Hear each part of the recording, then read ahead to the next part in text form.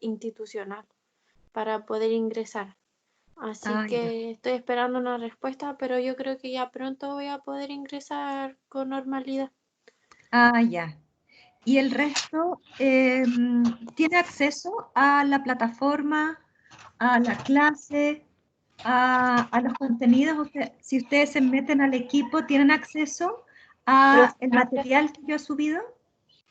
Al menos yo puedo ingresar con el correo nuevo que nos dieron de la institución. El problema es que las clases específicamente de usted yo no las puedo ver, las clases grabadas. Hemos tenido, ¿ya? ¿No las has podido ver? No. ¿Por qué será? ¿Pero No dónde te has sé. metido? Estoy con el correo nuevo, en el programa lo descargué, puedo ver las clases de la profe Cristina, del profesor alemán, pero las suyas no me aparecen. A ver, voy a ver si te... agregar miembro. Porque mis clases están grabadas.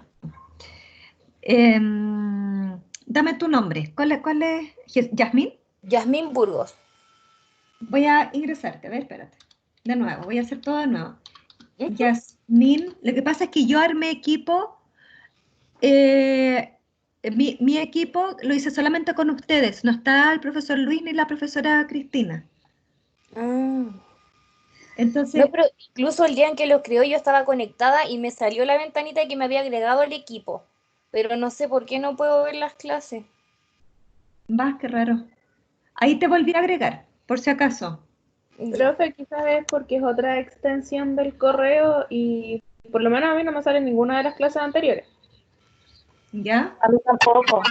Profe, a mí tampoco, me aparecen sus clases. Debe ser que es la extensión del correo, entonces van a empezar a quedar guardadas desde ahora, que estamos en el equipo. Yo creo que también te encuentro razón que a partir de ahora, por ejemplo, a esta clase ustedes van a tener acceso. Las clases grabadas anteriormente, puede que a lo mejor no tengan acceso a ella. De todas maneras, esa clase, las clases anteriores, yo las he subido al aula. Sí, por el aula igual he tratado de ingresar, pero me dice que no estoy autorizada, algo así. Como que no estoy autorizada a ver ese archivo. Profesora, a mí también me sale lo mismo. ¿Qué es lo que te sale a ti, Ángela? Que no estoy autorizada, usted no tiene permiso para entrar en esta página. Profe, a mí igual me pasa lo mismo. ¿Pero cuál? ¿Al aula? Al aula, profesora. Cuando usted sube el video directo al aula virtual, yo aprieto y me sale que yo no estoy autorizada. Pero en cambio, si usted lo sube en Microsoft Teams, yo sí puedo ver las clases.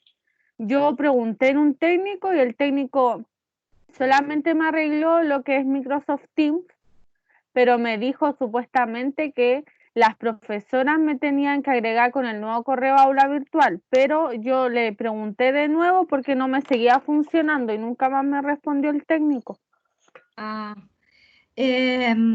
Bueno, a ver, pero yo también he agregado esta clase a Microsoft Teams, las anteriores.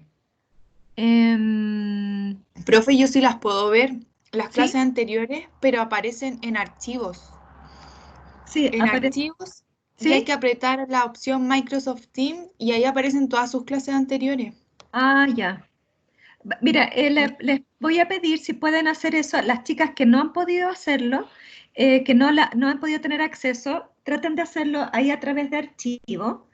Y de todas maneras, en Microsoft Teams están siendo guardadas también las clases. Entonces, o sea, yo creo que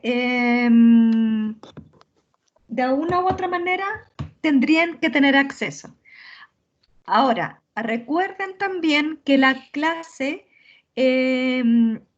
todas las clases al principio en la primera página tienen ¿cómo se llama la página? Enlace a YouTube.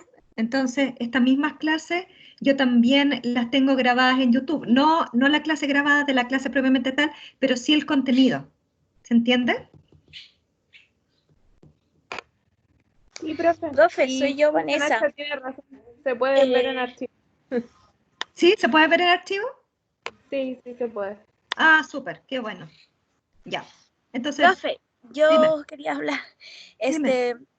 Lo que Vanessa. pasa es que yo sí tengo dificultad, quizás no con la plataforma virtual, porque yo ingreso a la plataforma virtual, pero sí tengo dificultades con Teams, porque yo no tengo el correo de la universidad para actualizarlo. Para ¿Ya? actualizar el correo de la universidad, tengo que tener un número de serie de mi carnet. Y Sí. mi carnet está vencido, yo soy extranjera. Entonces, por lo tanto, todavía no accedo a mi carnet actual. Entonces, porque todavía esto. Entonces, no puedo actualizar mi correo que nos dan en la universidad. Por lo tanto, a mí no me ha llegado nada de ese grupo, profe. Ya.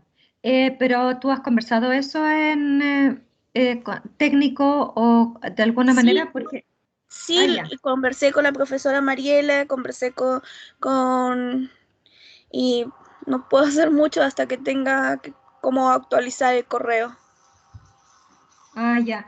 Tu nombre es Vanessa. Espérate, déjame ver. Sí, Vanessa García.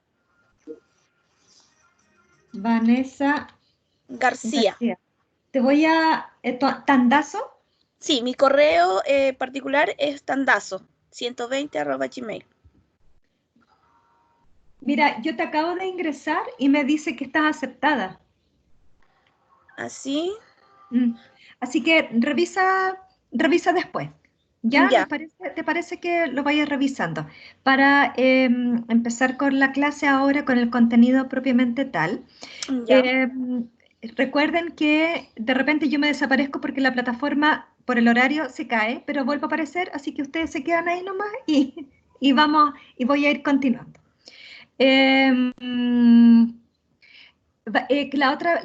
La clase pasada quedamos en una diapositiva y quedamos en continuar de hacer esa diapositiva, y también ustedes me mandaron sus presentaciones en relación con el texto que tenían que trabajar y todas me lo mandaron, y les parece que hoy día cada grupo, en eso habíamos quedado, cada grupo tenía que hacer la presentación. Yo las tengo descargadas en mi computador y cada grupo realizaría la presentación. Yo las voy a ir subiendo a el PPT para que cada grupo ahora se organice y hagan sus presentaciones, y a mí me gustaría que en relación con la presentación de las compañeras, las demás compañeras puedan hacer retroalimentación y se arme un diálogo en relación a lo que están presentando. ¿Les parece?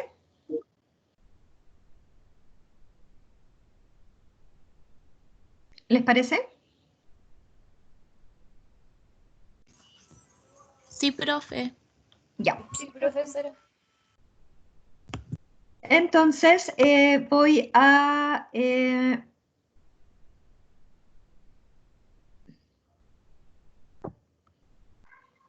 compartir entonces la presentación de ahora, que va para terminar de ver.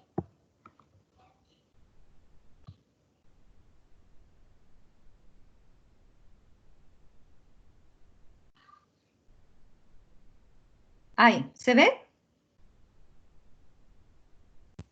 Sí, profesora. Profe. Ya. En la clase pasada estábamos viendo las características del lenguaje en los estudiantes que están en situación de discapacidad intelectual. Se recuerdan que vimos que dentro de las características de los estudiantes que presentan discapacidad intelectual, nos vamos a encontrar con estudiantes que son verbales. Hay otros que son mínimamente verbales y estudiantes que son no verbales. Y en base a las personas que son verbales o mínimamente verbales, nos vamos a encontrar con distintas alteraciones, ¿cierto? En los distintos niveles. Recuerden que el lenguaje tiene distintas funciones: función instrumental, función reguladora, y también tiene las 3 dimensiones: forma, contenido y uso, y dentro de esas dimensiones están los niveles, ¿cierto? El nivel fonético-fonológico, el nivel morfosintáctico, el nivel semántico y el nivel pragmático. Entonces, en relación al nivel fonético fonológico, nos vamos a encontrar con estudiantes que presentan o que están en situación de discapacidad intelectual, estudiantes que tienen alteración en la articulación de los fonemas, ¿cierto? Nos vamos a encontrar con estudiantes también que aún a pesar de la edad van a estar presentes aún simplificaciones fonológicas, procesos de simplificación fonológicas, es decir, van a simplificar el lenguaje del adulto para que para ellos sea fácil reproducirlos y que generalmente van a verse interferidos, tienen simplificaciones fonológicas porque las habilidades del procesamiento auditivo también están deficientes, es decir, la discriminación auditiva, la memoria auditiva, la integración auditiva, la atención auditiva van a estar también con ciertas dificultades que están impidiendo el normal desarrollo de los procesos fonológicos de simplificación. Recuerden que la presencia de simplificaciones fonológicas es normal en la etapa de desarrollo lingüístico. Es normal que un niño o una niña de 3, 4 años presente aún simplificaciones fonológicas, pero que a lo largo del crecimiento y del desarrollo lingüístico, estas simplificaciones vayan desapareciendo. Pero en los casos de personas que tienen o que están en situación de discapacidad intelectual, estas simplificaciones fonológicas van a permanecer muchas veces, al igual que alteraciones fonéticas, ¿ya? Al igual que dislalias. Muchas veces también el proceso fonético fonológico está impedido o está alterado porque tienen alteraciones en sus órganos fonoarticulatorios, ya sea porque hay presencia de malformaciones craniofaciales, como en los casos de personas que presentan discapacidad intelectual asociado a síndrome, ¿ya? Un ejemplo, y el grupo de síndrome de Down que va a presentar va a poder hablar sobre eso, o si es que lo puedo visualizar en el artículo, que hay alteraciones fonoarticulatorias producto de malformaciones craniofaciales que tienen las personas con discapacidad intelectual, asociado a síndrome de Down, por ejemplo. ¿Sí? Recuerden que si tienen alguna pregunta me la hacen saber. Muchas veces logran también, si bien es cierto, aprender los fonemas, aprender el sistema de articulación fonética, pero de manera más lenta que lo que correspondería para su edad cronológica, ¿ya? Pero lo más común es que nos vamos a encontrar con personas que tienen discapacidad intelectual y que todavía tienen su proceso o sus características fonéticas, fonológicas están alteradas. ¿Se recuerdan que la vez pasada también estuvimos hablando de las habilidades psicolingüísticas y que es importante visualizar las habilidades psicolingüísticas en el proceso de desarrollo del lenguaje? ¿Me podrían ustedes decir de lo que se acuerdan de lo que hablamos de las habilidades psicolingüísticas? ¿Alguien que me pueda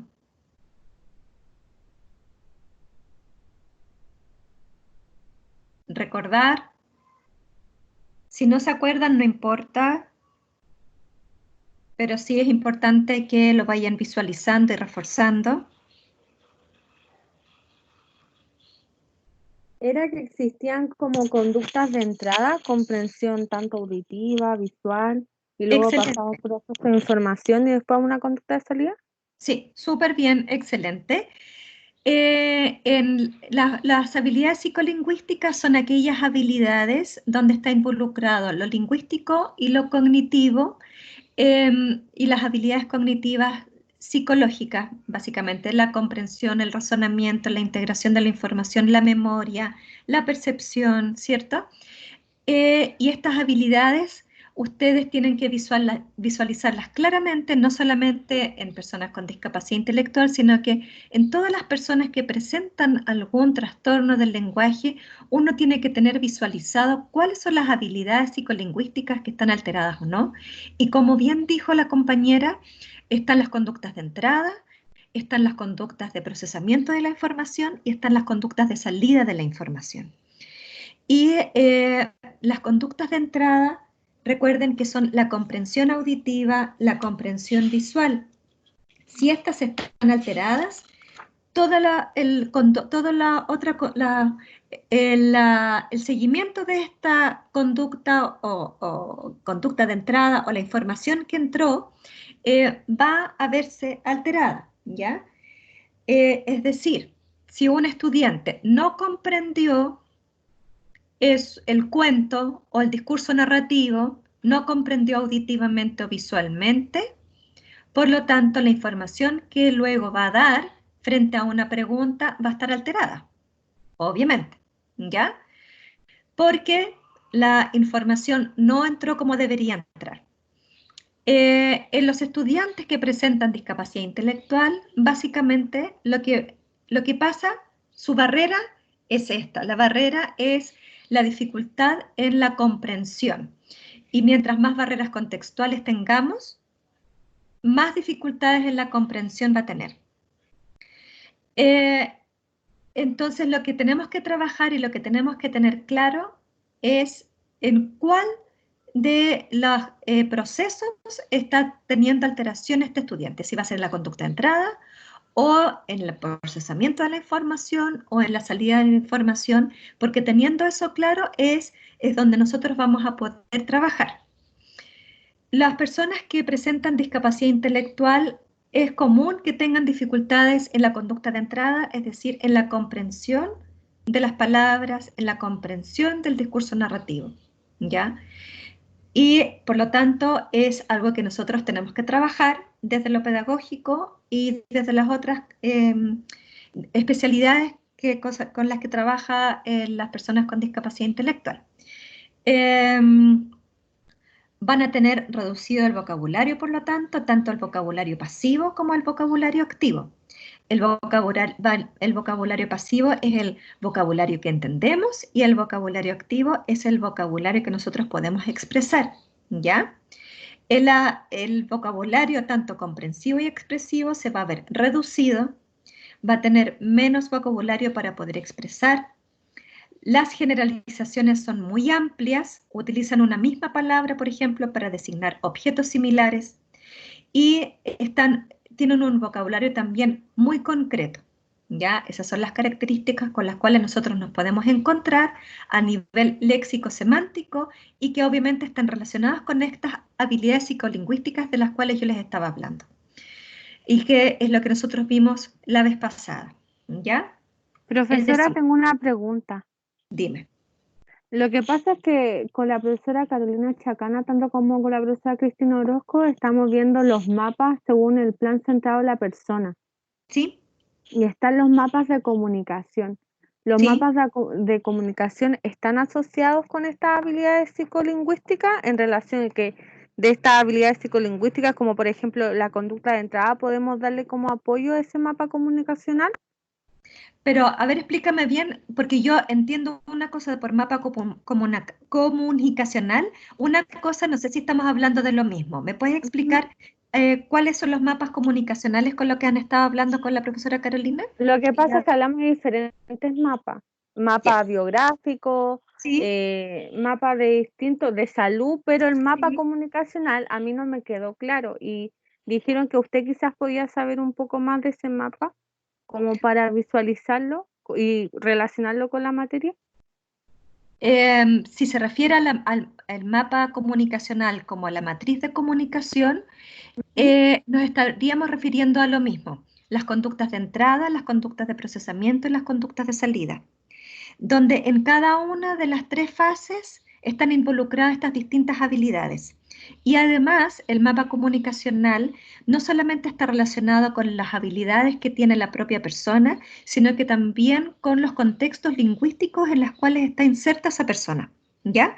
Es decir, cuando nosotros hablamos de mapa comunicacional, tenemos que ver cuáles son las características de la persona, propiamente tal, cuáles son sus habilidades y cuáles son sus dificultades, y a la vez, dentro de este mismo mapa, tenemos que visualizar cuáles son los contextos lingüísticos en los cuales está involucrada esa persona. Y dentro de esos contextos lingüísticos está el contexto familia, es decir, cuáles son las conductas lingüísticas que tiene esa familia para comunicarse con esta persona que está con discapacidad intelectual.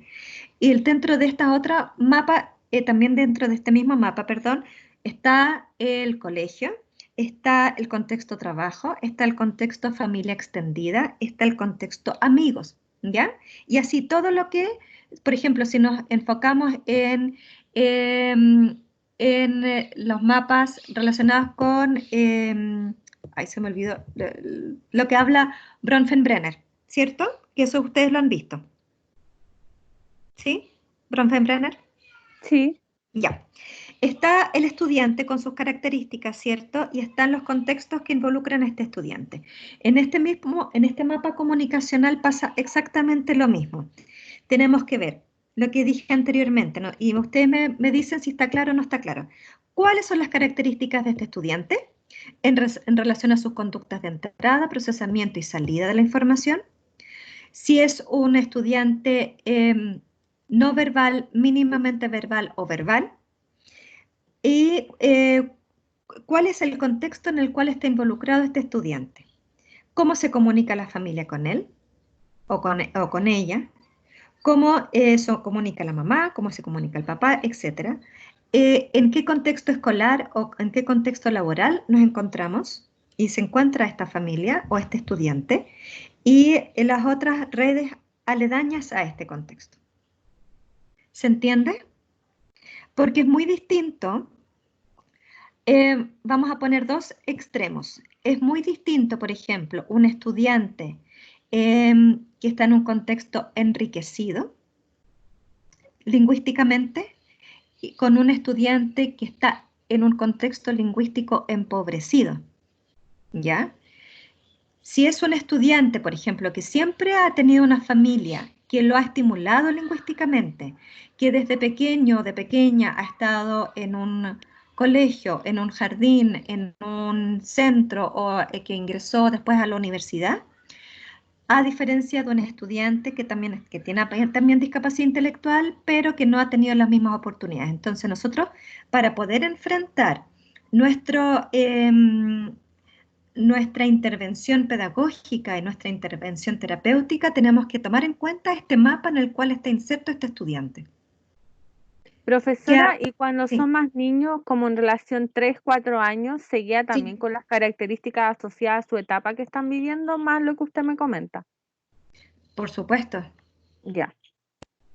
Tenemos que ver, si bien es cierto, para poder estudiarlo a veces tenemos que desglosarlo en específico, pero nunca nos tenemos que olvidar que este estudiante está inserto en un contexto y que ese estudiante es el resultado en el contexto en el cual está viviendo y obviamente con las habilidades que genética y biológicamente también trae. ¿Ya? No sé si queda más claro lo que estábamos hablando y en relación a la pregunta que tú me hiciste. Sí, profesora, por lo menos a mí me queda más claro.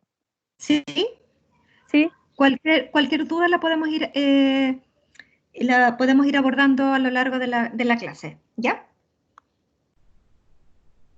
Ya, profesora, gracias.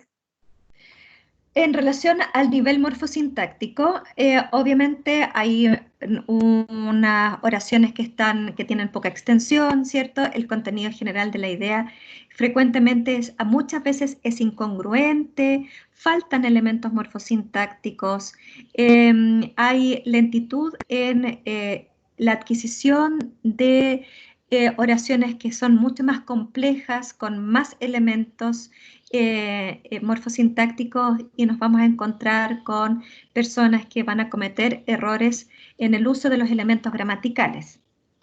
Ahora, como dije anteriormente, estamos viendo desglosados los niveles, pero cuando nos enfrentamos a este estudiante lo tenemos que ver de manera íntegra, ¿ya? Presenta entonces un desfase general con respecto a su grupo de referencia, al mismo grupo en la misma edad cronológica, y las personas con discapacidad intelectual emiten enunciados más incompletos desde lo morfosintáctico, con oraciones más simples, generalmente sus estructuras se relacionan más bien a un lenguaje más concreto, ¿ya? Sin muchas abstracciones. Y también tiene que ver eso con el vocabulario, con el nivel semántico que ellos manejan, y también tiene que ver con las habilidades pragmáticas que ellos tienen. Y a nivel pragmático se podría presentar poca intención comunicativa y dependen en gran medida de la iniciativa y demanda de los adultos, ¿ya? Ahora nos vamos a encontrar con personas que tienen discapacidad intelectual que sí van a tener harta intención comunicativa, pero muchas veces va a haber descontextualización lingüística, ¿ya? Entonces también es algo que nosotros tenemos que considerar. En líneas generales, en las personas que tienen discapacidad intelectual, nos vamos a encontrar, cuando tienen el lenguaje verbal, nos vamos a encontrar con personas que tienen alteraciones en las 3 dimensiones del lenguaje y en los 4 niveles lingüísticos. Ahora, esta alteración o esta dificultad se va a estar más o menos deficiente o dificultosa o en desventaja dependiendo de los contextos en los cuales está involucrado. Y es por eso también que, como decía la compañera, tenemos que visualizar este mapa, ¿ya? Este mapa comunicacional en el cual está inserto este estudiante. Es decir, si hay un contexto comunicacional donde hay barreras, nos vamos a enfrentar con un estudiante que va a tener mayores necesidades relacionadas con el lenguaje, mayores necesidades educativas especiales. Recuerden que las barreras del aprendizaje, mientras más barreras, más necesidades. Por lo tanto, muchas veces lo que nosotros tenemos que trabajar es más bien con las barreras, más que con la persona propiamente tal. Si nos enfocamos a un contexto aula, ¿ya? Vamos a visualizar a un estudiante que está en el nivel de kinder, que presenta discapacidad intelectual y que está inserto en un nivel kinder donde la profesora ocupa pocos recursos audiovisuales, donde ocupa básicamente un lenguaje más bien abstracto, donde ocupa material más bien gráfico o visual, y donde se está ciñendo sin ocupar estrategias diversificadas. ¿Qué pasa con ese estudiante con discapacidad intelectual? Se va a ver, se va a enfrentar a muchas más barreras, donde no se están adecuando las metodologías de acuerdo a las capacidades o a las características de esa persona. Por eso nuestras metodologías tienen que ser lo más diversificadas posibles para disminuir estas barreras. ¿Se entiende? Sí, ¿Chicas? profesora. Sí. Sí, Ya. profe. Perfecto. Vamos a ver acá el caso de una estudiante. Me van a ver a mí acá. Sí. Profesora, ¿puede retroceder a la diapo anterior un poquito? ¿A la 22? A la 21. A la 21. Sí. Ya. Muchas gracias. Ya. Recuerden que esta clase también está con enlace a YouTube y va a quedar grabada, ¿ya? Ya, ustedes me dicen si se escucha el audio, ¿ya? Esta es una estudiante que ahora pasó a primero básico, su nombre es Priscila. Después de ver el video me gustaría que hicieran un análisis en relación a su lenguaje. Si es un estudiante que tiene un lenguaje mínimamente verbal o no verbal, cuáles son los recursos que ella utiliza para comunicarse, cuáles serían los niveles que están descendidos. ¿Ya? Pero en primer lugar tenemos que ver si se escucha el video. ¿Se escucha? No. No. No, profe. No se escucha. A ver, vamos a hacerlo de nuevo. Voy a compartirlo de nuevo, ¿ya?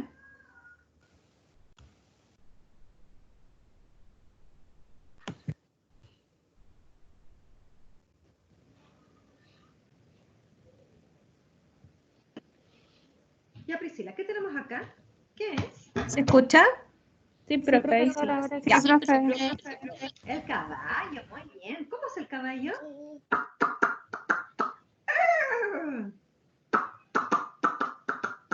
El caballo. ¿Qué es? Un auto. Muy bien. ¿El auto hace? ¿Mío es el auto? Sí, el auto, sí, yo tengo un auto. Y cuando yo manejo el auto hace... ¿Tú tienes un auto? ¿No? ¿No tienes auto? ¿No? Ese es el auto que hace... ¿Esto qué es? Un pañuelo. Mira, así. Cuando estamos resfriados, nos tenemos que sonar la nariz así. Arrugamos la nariz. Eso, arrugamos la nariz. Y este es un pez. Muy bien. ¿Cómo hace el pez? Así. Eso, muy bien. Dame esos 5. Priscila, excelente. Excelente. ¿Qué es? Una gallina. ¿Qué hace?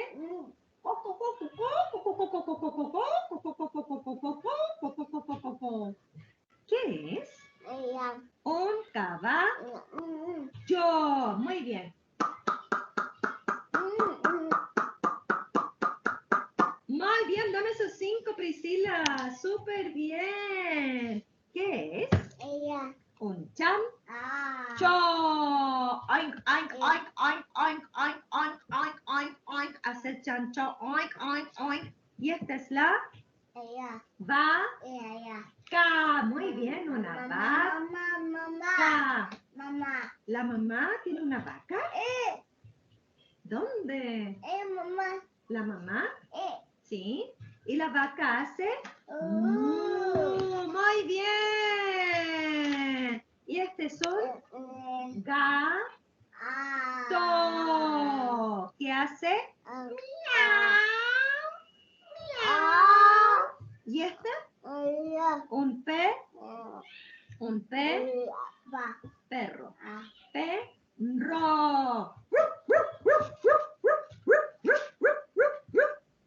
¿Qué tenemos acá? ¡Qué rico esto! ¿Qué es? ¡Qué rico! Una naranja. Esto acá, mira, naranja. Y esto es un yogur. Y esto es huevo. Y esto es pan. Muy bien. Priscila, escucha, atención. Me vas a mostrar con tu dedo. ¿Dónde está? Muéstrame. ¿Dónde está el yogur? ¿Qué pasó? ¿Te dio vergüenza? Ya, acá, estamos aquí. ¿Dónde estás, Priscila? Aquí. Ya, muéstrame. ¿Dónde estará el yogur? ¿Dónde está el yogur? ¡Ah, muy bien! Ahora me vas a mostrar. ¿Dónde estará? ¿Dónde está el huevo? Huevo. ¿Dónde está el huevo? ¡Ah, muy bien! ¿Dónde está? Escucha. ¿Dónde está la naranja? Ah, muy bien. ¿Y dónde está el pan? ¡Excelente! ¡Eso! Dame los 5. Ahí. Y ahora sí. Muy bien. Ya. Voy a dejar de compartir. Ahí. Ya, a ver. Me gustaría que me comentaran qué es lo que vieron en el caso de esta estudiante, Priscila.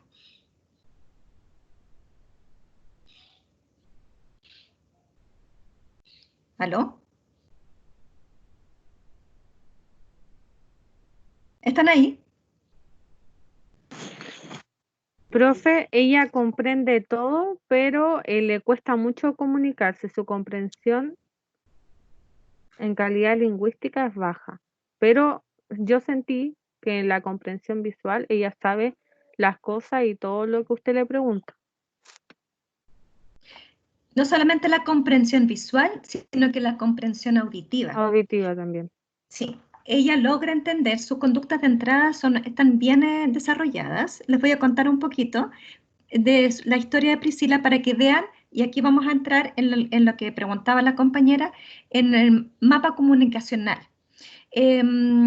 Priscila, sus papás son peruanos, llegó hace poquito tiempo a Chile. Ella desde que nació, la mamá la puso en un centro de estimulación en Perú y estuvo yendo por mucho tiempo a este centro de estimulación y luego vinieron a Chile y acá en Chile ella estuvo tengo entendido que en un jardín infantil y después, bueno, ahora está en un programa de integración en un colegio en Peñalolén.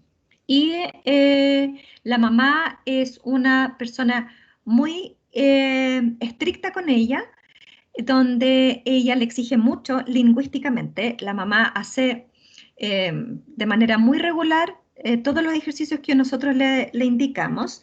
Está muy preocupada y ella tuvo además la fortuna, Priscila, de pertenecer, de ingresar a un curso el año pasado de kinder, donde la profesora tenía estrategias muy diversificadas dentro del aula. Entonces, si bien es cierto, se puede visualizar que Priscila, su lenguaje a ojos nuestros es deficiente, pero Priscila tiene muchas habilidades comunicacionales. ¿Ya? A ver, ¿a quién más me puede decir si desarrolla un poquito más lo que observaron? Profe, Sí. yo creo que tiene un lenguaje no verbal, pero en el nivel semántico está como súper avanzada porque señala objetos, tiende a reconocer los objetos por su sonido y... Ay, se me fue la idea. No, tiene una intención comunicativa. Excelente, súper bien. Tiene mucha intención comunicativa. Si dividimos el lenguaje en área comprensiva y en área expresiva, recuerden que el lenguaje se divide en esas dos áreas, comprensiva y expresiva. El área comprensiva está mucho más desarrollado que el área expresiva del lenguaje, ¿ya? En el área comprensiva, su nivel semántico tiene un nivel de vocabulario muy más desarrollado que en el área expresiva. Ella comprende casi todo. Y no solamente vocabulario, sino que también indicaciones. Ella comprende dentro de la sala de clase cuáles son las actividades y como dice la compañera, su nivel pragmático también está bien desarrollado. Ella se comunica muy bien con sus compañeros y sus compañeras. Ella establece juego con sus compañeros y compañeras. Ella de alguna manera se da a entender, ¿ya? Quiero que le veamos ahora cuáles son las habilidades más que las dificultades que presenta este estudiante. Es decir, visualizando las habilidades de qué nos podemos nosotros tomar para nosotros poder, ustedes desde lo pedagógico, intervenir. ¿Qué creen ustedes?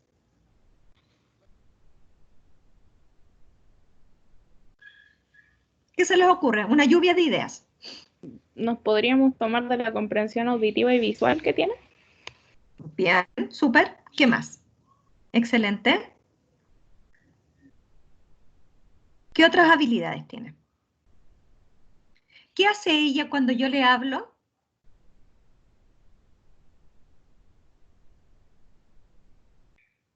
Ella...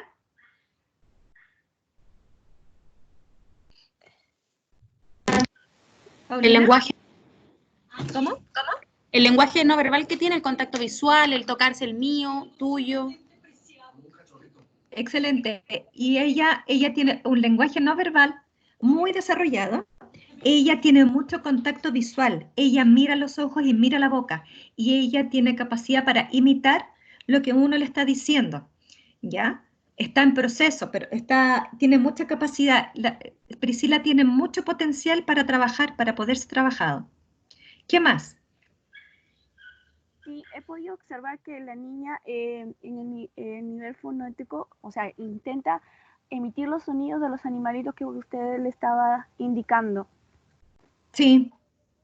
Ella, por eso mismo, ella tiene mucha capacidad de imitación y eso es un gran recurso, y ella, como ella tiene contacto visual, ella logra estar concentrada y trabajar, ella logra su nivel de atención auditiva y su nivel de atención visual, que son otras habilidades psicolingüísticas, están muy desarrolladas, por lo tanto, hay mucho potencial en ella para poder trabajar.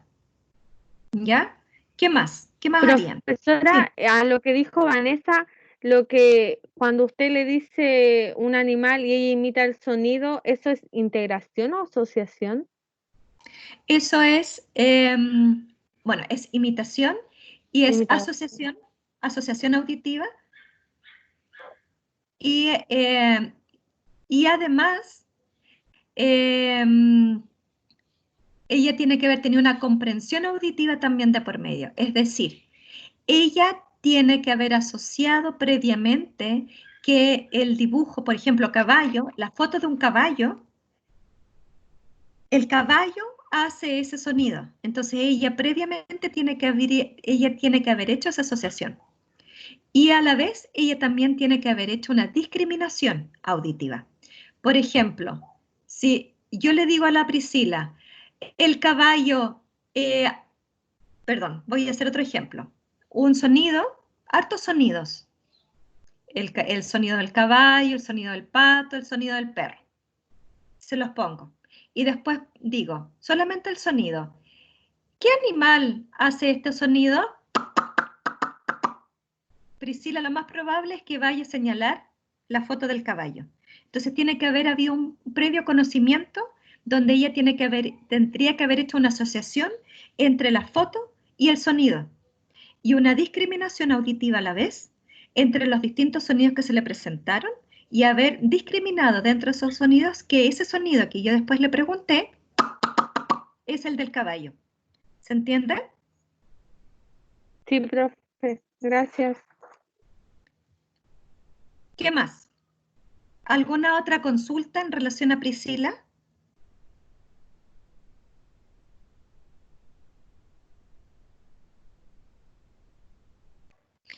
Para resumir el caso de Priscila entonces, en el cuanto al lenguaje, Priscila es una persona que es no verbal, mínimamente verbal o verbal. ¿Cuál?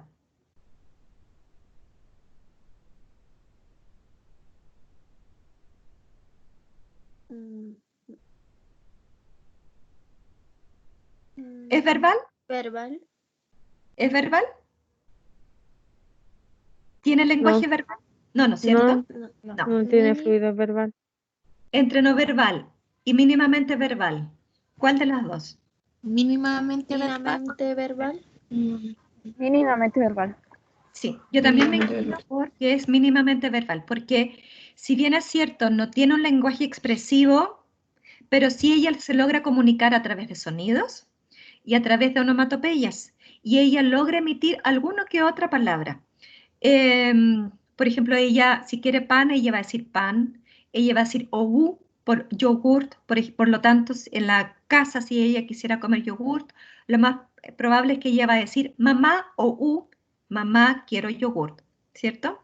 Entonces, nos estamos enfrentando a una estudiante que presenta discapacidad intelectual, que tiene un lenguaje mínimamente verbal, donde este lenguaje mínimamente verbal, si lo dividimos en lenguaje comprensivo y expresivo, su lenguaje expresivo está mucho más deficiente que el lenguaje comprensivo, donde su nivel semántico comprensivo está más avanzado que el expresivo. Ahora, si lo comparamos con la edad, con la población de su mismo grupo etario, obviamente ella va mucho más lento. Pero si nosotros quitamos todas las barreras, ella tiene mucho potencial, por lo tanto, podría ella desarrollar un lenguaje verbal, comprensivo y expresivo cercano a su edad cronológica. ¿Se entiende? Profe, pero igual tiene desarrollado el nivel pragmático porque ella fija la mirada y respeta los turnos de habla.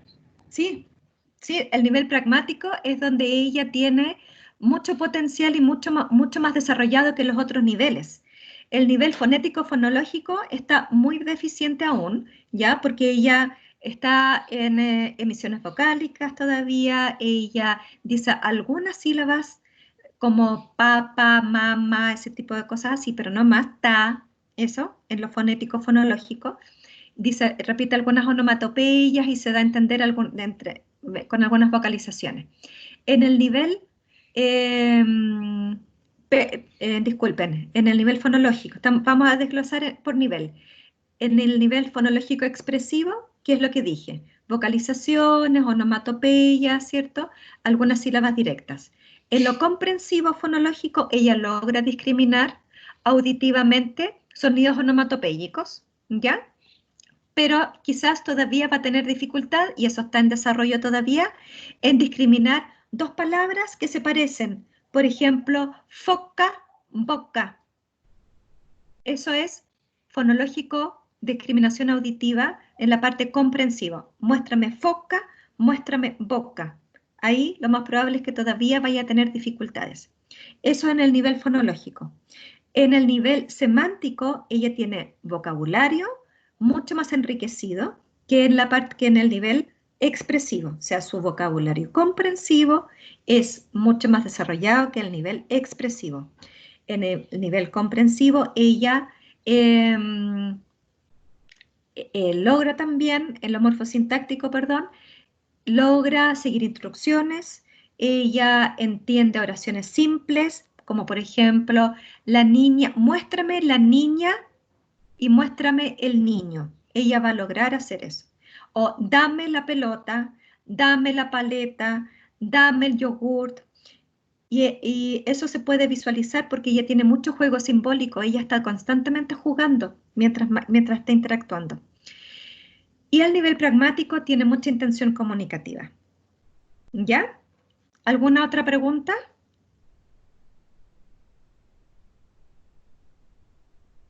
En relación a Priscila. No, profe, al menos yo no. Ya. ¿Alguien más? ¿Alguna pregunta?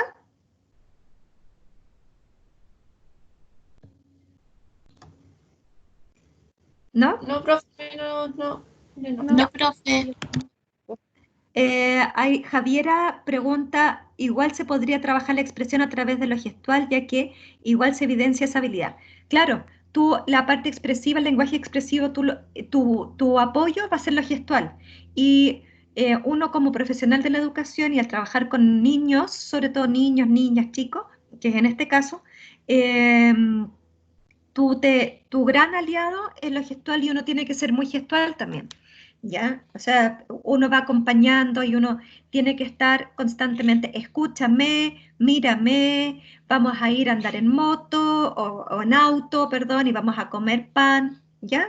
Lo gestual siempre va a tener que ir acompañado acá. Y en el caso de Priscila, ella lo tiene muy desarrollado, por lo tanto, es un recurso el cual nosotros podemos tomar. ¿Sí? Ya. Nos queda tiempo para hacer dos presentaciones, creo yo. O la primera presentación, que sería la introducción. ¿Les parece?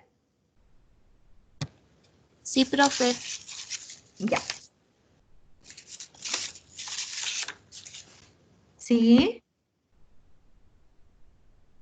¿Alguien habló?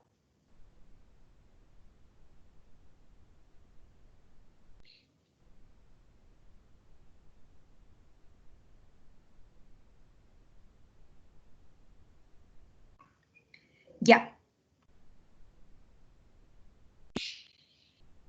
La Ya. introducción, entonces, Paulina, Vanessa, María Francisca. Chicas, les digo al tiro, antes de empezar, que todas las presentaciones están súper buenas, yo las revisé todas.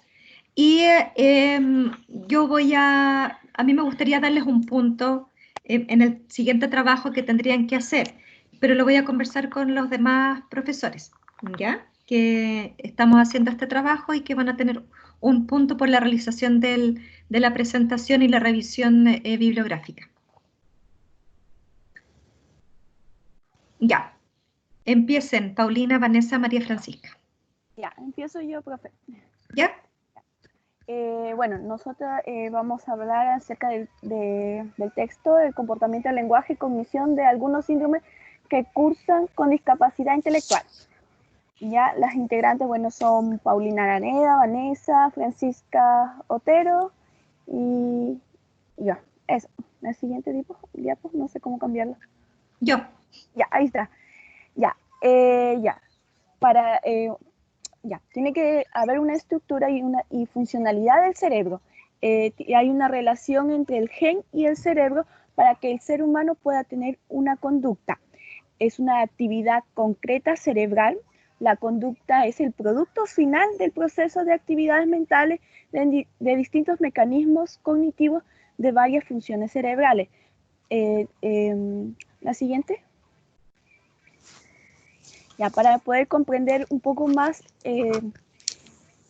las conductas y todo esto, vamos a comprender lo que es el gen. Y según las definiciones que nos entregan los autores Arteaga, Pallares, Brum, Gasca y Gabau, en el 2001, el gen tiene como un impacto estructural bioquímico sobre el sistema nervioso central.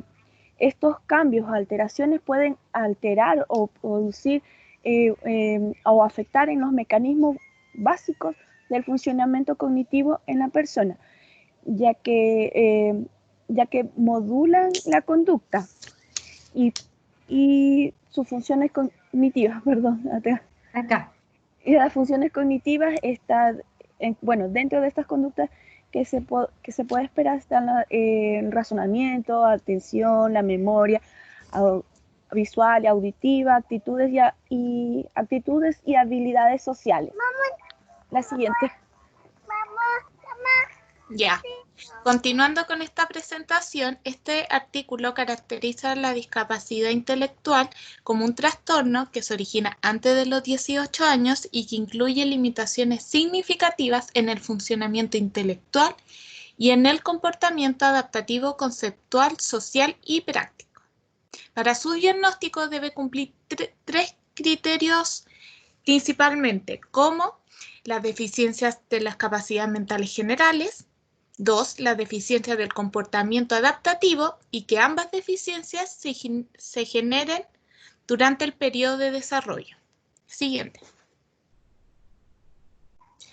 Por otro lado, la OMS en el año 2018 propone utilizar el término TDI, que es trastorno de discapacidad intelectual, y lo conceptualiza como la afectación de facultades de diversas áreas del desarrollo, como las habilidades cognitivas y la conducta adaptativa, que afectan la capacidad de adaptarse a su entorno y a las exigencias de la vida cotidiana, e indica deficiencias de funcionamiento cerebral en un momento temprano del desarrollo. Ahora bien, la DMS-5, que es el Manual Diagnóstico y Estadístico de los Trastornos Mentales del año 2013, y la CIE-11 del año 2018, que es la Clasificación Internacional de Enfermedades, clasifica la gravedad de la discapacidad intelectual en leve, moderada, grave y profunda. Y en cuanto a los menores de 5 años, se debe diagnosticar como RGD, que es retraso general del desarrollo. Y se debe hacer un seguimiento del niño. Siguiente, por favor. Voy a hacer un alcance de DSM-5, ¿ya? No DMS. Ah, ya, sí. Para que lo tengan. Ya. Sigan. Ya, y por último, el artículo también habla sobre lo que es el síndrome, que es un cuadro clínico o conjunto de síntomas que presenta alguna enfermedad con cierto significado que concurre en tiempo y en forma y es debido a varias causas o etiología. Se dice que hay alrededor de 200 síndromes específicos asociados a la discapacidad intelectual. Ya. Siguiendo lo que decía mis compañeras, la clasificación etiológica de los síndromes genéticos. Aquí encontramos los que sin causa conocida está el TEA, trastorno espectro autista, una observación y registro, no existen marcadores genéticos, afectación genética y investigación. En la anomalía cromosómica encontramos el movillo de gato, Williams, Prader-Willi, Angelman, síndrome de Down, síndrome de Edwards, Turner y Klinefelter. Hereditarios conocidos. Encontramos esclerosis tuberosa, Laurent-Monville, Red, Cornelia de Lange, Neynham, Hunter, distrofia muscular de Duchenne. Está muy complicado. Duchenne, no sé si se pronuncia bien. Duchenne. X frágil y Huntington. Siguiente, sí. Y voy a hacer una intervención acá. Lo que bueno, ustedes van a... Disculpen, lo que más ustedes van a ver, obviamente esta revisión bibliográfica no es para que se aprendan todos los síndromes ni nada de eso, sino que en algún momento de su vida como educadores diferenciales se van a encontrar en personas que presentan discapacidad intelectual que tienen asociado o que esta discapacidad intelectual está asociada a un síndrome. Y los más comunes son el de Williams, el de Prader-Willi, el síndrome de Down, el Turner, el Klinefelter, el Cornelia de Lange y la distrofia muscular de Duchenne y el X frágil. ¿Ya? Ya, sigamos. Profe. Siguiente. Y para terminar, encontramos el fenotipo comportamental. Nihan, en 1978, nos señala que los patrones conductuales específicos y característicos de determinados trastornos genéticos. Luego, Flynn y Yule, en 1994, nos dice que los patrones característicos de alteraciones motoras cognitivas, lingüísticas y sociales que de forma consistente se asocian a un trastorno biológico. Y por último, Dicken en 1995 nos dice que las personas afectadas con un determinado síndrome reflejan determinadas consecuencias en su conducta y desarrollo con mayor probabilidad que las personas que no tienen dicho síndrome. Determinados síndromes, como observación, patrones conductuales y de estudio, y los fenotipos comportamentales, intervención y de los apoyos, tenemos en cuenta los problemas neurológicamente determinados, conocer la secuencia de adquisición o las alteraciones más frecuentes que pueden surgir y por último favorece una mejor comprensión de las personas afectadas y una intervención más individualizada y especializada. Tomando en cuenta lo último, sería ya el término de nuestra presentación y de nuestras compañeras. Eso, profesora. Muchas gracias. Muchas gracias por la presentación. ¿Hay alguna compañera que quiera hacer alguna pregunta? Sí, que tenga alguna duda. ¿Queda clara la diferencia entre genotipo y fenotipo?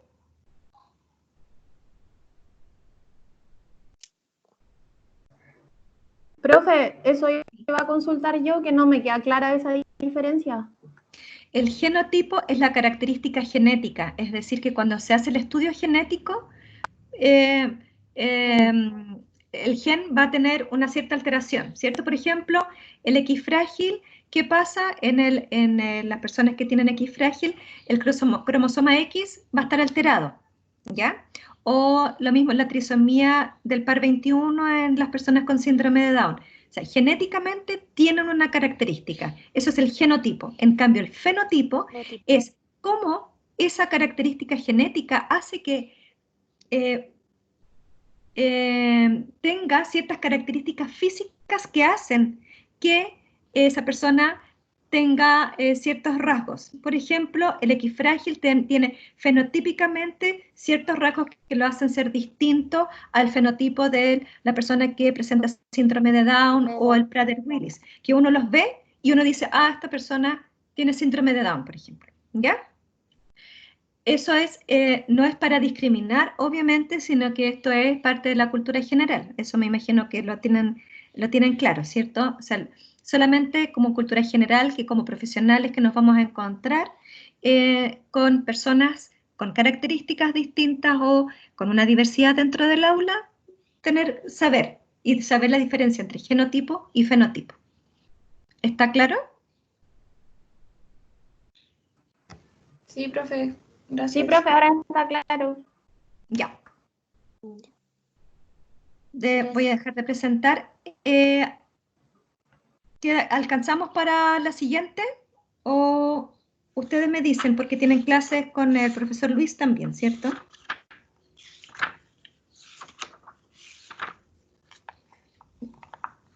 ¿Hacemos una más?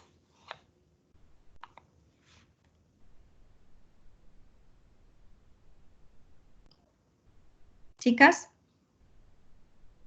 ¿A qué hora tenemos la clase con el profesor alemán? A las 5:15. 5:15. Sí. 5:15.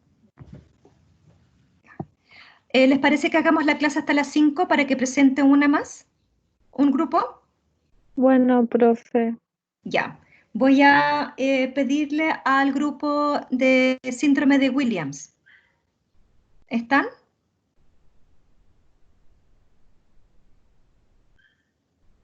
¿Está el síndrome de Williams, el grupo?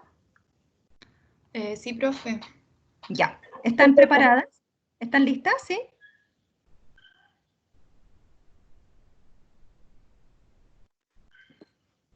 Ya, ahí estoy compartiendo. Ahí está.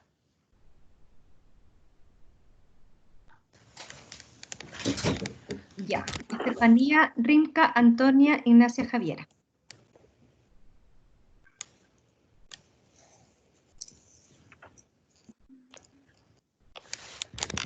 Ya. ¿Se escucha, profe? Sí, se escucha. Ya. Buenas tardes, profesora, compañeras. Con mi grupo les vamos a hablar sobre el síndrome de Williams. Tú me dices cuando vaya avanzando la diapositiva, ¿ya? Dice, ¿qué es el síndrome de Williams? Es una enfermedad genética poco frecuente, caracterizada por un trastorno del desarrollo, anomalías cardíacas, cognitivas y del tejido conéctico, como la laxitud articular. Discúlpame, voy a hacer el tiro un alcance. Recuerden que los síndromes no son enfermedades, ¿ya? Para que no digan, porque como dijiste que el síndrome de Williams es una enfermedad, recuerden que los síndromes son estados. O sea, la persona siempre va a tener el síndrome. La enfermedad tiene un inicio y tiene un final, que en algún momento, y que tiene tratamiento, y que se pueden disminuir las características de esa enfermedad, ¿ya?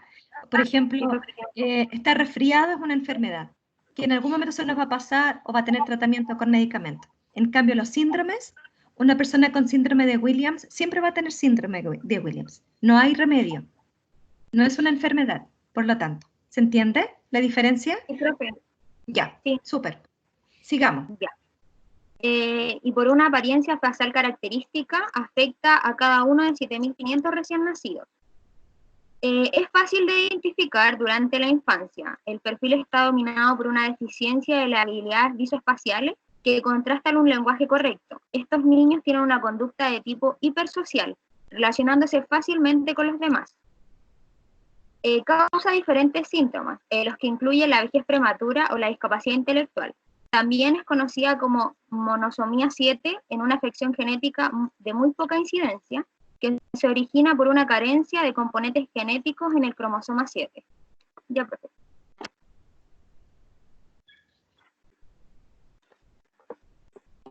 ¿Se escucha, profe? ¿Sí? Ya. En la historia del síndrome de Williams, el primer paciente descrito con síndrome de Williams fue presentado en una publicación del doctor Guido Fanconi en 1952. Posteriormente a esto, el cardiólogo Joseph Williams la caracterizó en 1961 observando que un grupo de pacientes compartían determinadas características clínicas, entre las que destacaban rasgos faciales, enfermedades cardiovasculares y un perfil cognitivo específico. Tiene su causa en una deleción de genes contiguos localizados en la región cromosómica, como mencionó anteriormente mi compañera, y que incluye una delesión de un alelo, el gen denominado elastina. Esta región contiene al menos 15 genes conocidos, por el único que se ha relacionado definitivamente con las características clínicas de este síndrome. Tú me dices si sigo. ¿Qué Sí, pasó? Sí. Ya. ¿Se escucha, profe? Se escucha. Ya. En relación a la epidemiología, el síndrome de Williams, en su incidencia al nacimiento se estima que es alrededor de 1 en cada 7.500 recién nacidos. Casi todos los casos son esporádicos, aunque se han documentado varios casos familiares con transmisión vertical. Esto quiere decir que de padres afectados también se han encontrado hijos afectados con este síndrome. En relación a la etiología, el síndrome de Williams está causado por una microdeleción cromosómica situada en la región Q11.23 de uno de los cromosomas 7. Se entiende que la microdeleción cromosómica es un grupo de trastornos genéticos clínicamente reconocibles que se caracteriza por una pequeña delesión, lo cual se entiende como una mutación genética en la cual se pierde material genético. El síndrome de Williams no se puede detectar mediante una prueba de cariotipo convencional. Este se revela mediante la prueba Fitch, que es un análisis por hibridación fluorescente in situ, que entrega un diagnóstico en el 95% de los casos. La microdeleción se deriva de la supresión de varios genes, incluyendo el gen de la elastina, como lo nombró ya mi compañera. Profe.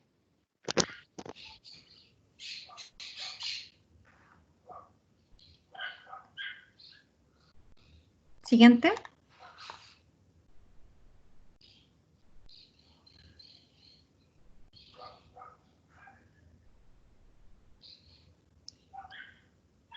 ¿Qué pasó?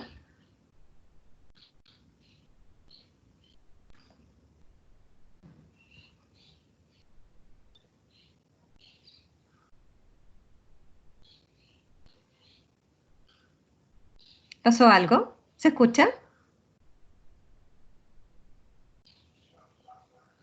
Sí, profe, sí se escucha. Ay, sí. ¿Aló? ¿Sí? ¿Ahora sí? Ay, sí. Ya, los tratamientos obviamente a causa de su origen genético, no existe un tratamiento específico para el síndrome de Williams. El siguiente.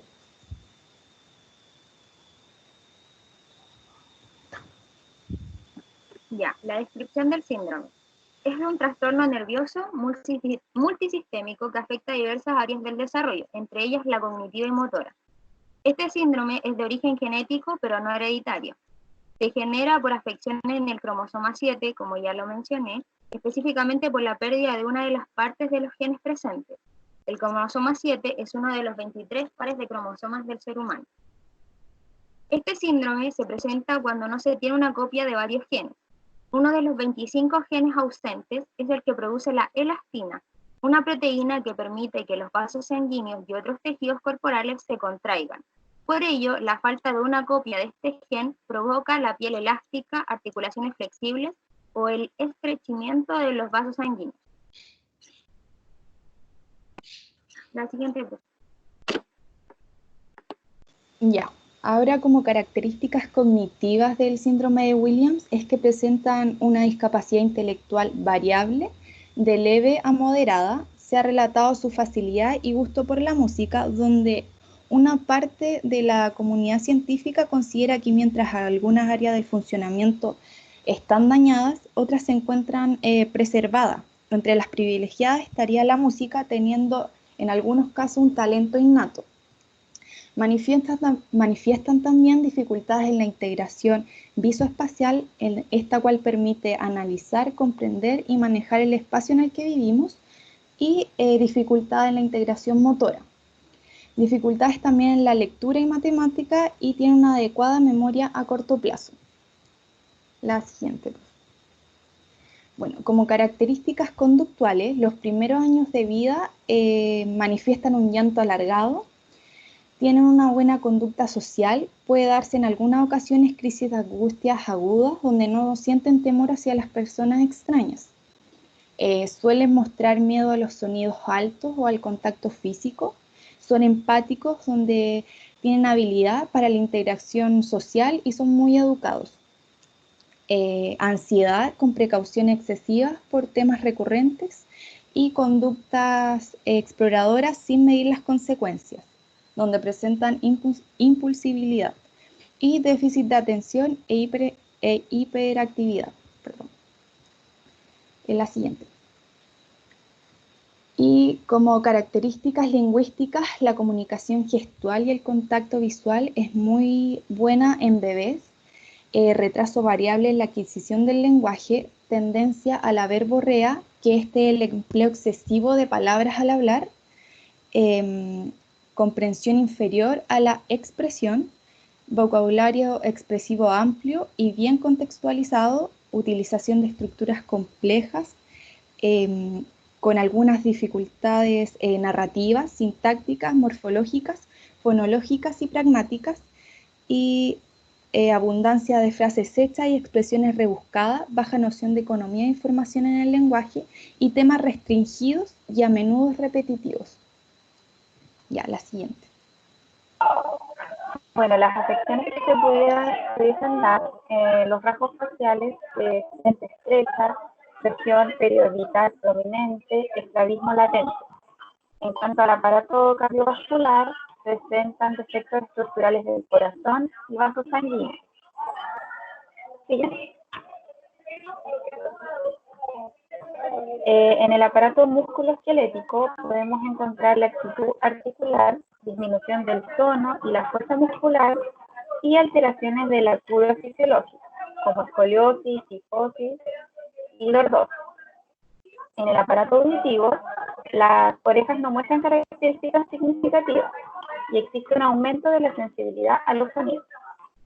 Y en relación a la piel, tienden a tener un cutis fino y algo largo. El aparato genitourinario presenta problemas renales y de vejiga, crecimiento y sistema endocrino. Pudiese presentar un retraso en el crecimiento prenatal y los adultos suelen ser 10 a 15 centímetros inferior al promedio familiar. Y en cuanto al aparato digestivo, pueden presentar problemas alimentarios y complicaciones gastrointestinales.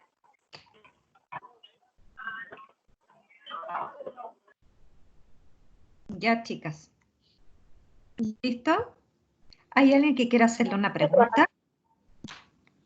Profesora, yo no tengo una pregunta porque estaba bien claro el Power. Mi pregunta es, ¿usted va a mandar estos Power para que nosotros lo podamos revisar más específicamente? ¿Quieren que reparta los Power que se los manda a ustedes de las compañeras? ¿Eso? Lo que Sí. pasa es que yo soy más visual que auditivo. No hay problema. Miren, los voy a compartir acá mismo, voy a dejarlo acá en Team y lo voy a subir al aula. ¿Ya? Y recuerden que esta clase está grabada, así que en la medida que vayan presentándolas, se vayan dando las presentaciones, ustedes van a poder ver las presentaciones de la compañera. ¿Ya? ¿Ángela? Sí, profe. Es que le decía de los PPTs porque yo muchas veces tengo problemas, como le decía anteriormente, con ver las clases. No hay problema, yo las puedo subir, las dejo puestas acá en Team y las voy a subir al aula. Gracias, profesora. Ya. Chicas, en honor al tiempo, ya son las 5. Bueno, los dos grupos que presentaron, muchas gracias por la presentación y vamos a tratar de que todas las clases, darle el último ratito para que todos los grupos vayan presentando, ¿ya? Y recuerden que queda grabado, así que esta clase y las otras clases, si tienen alguna duda, me las van diciendo la clase siguiente, ¿ya? Y, ya, profe, por ejemplo, si tenemos dudas en cuanto a los casos, ¿También se los vamos diciendo en las clases o le podemos mandar un mail? ¿De los casos que tienen que revisar? Sí. Tengo entendido que esos casos, a través del correo, ustedes pueden ir haciendo las preguntas, pero recuerden que las preguntas, eso, tienen que ir a todos los profesores, con copia a todos los profesores. Ya, para que ahí entre todos podamos resolver quizás la duda. Recuerden también que la próxima semana es una semana de reflexión. Por lo tanto, tengo entendido que no van a haber clases. No sé qué manejan ustedes, la información que manejan ustedes. Sí, lo mismo, que no van a haber clases, pero no sé si de todas maneras podemos hacer consultas o nada, no vamos a... Miren, para ser honesto, yo no tengo muy bien claro, pero tengo entendido que la universidad está preparando una semana de reflexión, pero lo más probable es que la información les vaya a llegar en detalle. ¿Ya? Ya, chicas. Entonces, nos estamos viendo y cualquier duda en relación a las clases propiamente tales me las hacen a mí directamente. Y si es Profe, sobre a mí no me llegó, disculpe, no me llegó el correo, a que lo tenga en cuenta. No es un correo que te tiene que llegar, Vanessa, sino que es cuando tú te metes a la plataforma del Team y tienes que estar agregada al equipo. Ay, ¿cómo?